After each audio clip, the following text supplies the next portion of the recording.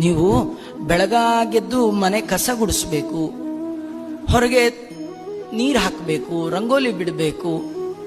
ಬೈಕೊಂಡು ಕಸ ಗುಡಿಸ್ಬೇಡಿ. ನನ್ನ ಹಣೆ ಬರ ನಾನೇ ಎಲ್ಲ ಮಾಡಿ ಸಾಯ್ಬೇಕು ಅನ್ಕೊಂಡು ಮಾಡಬೇಡಿ. ನೆರೆ ಮನೆ ಅಂಗಳವೇ ಉಡುಪಿ ವೈಕುಂಠ.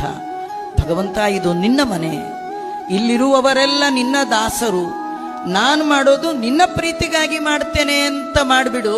ಸೇಮ್ ಕಸ ಗುಡಿಸಿದ್ದು ನಿನ್ನ ಪುಣ್ಯಕ್ಕೆ ಕಾರಣ ಆಗುತ್ತೆ, ಭಗವಂತನ ಅರಿವಿಗೆ ಕಾರಣ ಆಗುತ್ತೆ, ದೇವರ ನೆನಪಿಗೆ ಕಾರಣ ಆಗುತ್ತೆ. ಏನು ಕರ್ಮ ಮಾಡ್ತೀವೋ ಮಾಡು, ದೇವರನ್ನು ಮರೆತು ಮಾಡಬೇಡ. ಕೆಲವರು ಬಟ್ಟೆ ಒಗೆಯುವಾಗ ಬೈಕೊಳ್ತಾ ಇರ್ತಾರೆ, ಏನು ಕೊಳೆ ಮಾಡಬೇಕು, ಎಲ್ಲ ಹಾಳಾಗಿ ಹೋಗ್ಲಿ ಬೈಕೊಂಡು ಅವ್ರ ಮೇಲಿರೋ ಸಿಟ್ಟೆಲ್ಲ ಬಟ್ಟೆ ಮೇಲೆ ತೋರಿಸ್ತಿರ್ತಾರೆ. ಅದು ಬದಲು ದೇವರ ನೆನಪು ಮಾಡಿಕೊಳ್ಳಿ ಅಂತಾರೆ. ಯಜ್ಞಾರ್ಥಂ ಕರ್ಮಣೋನ್ಯತ್ರ.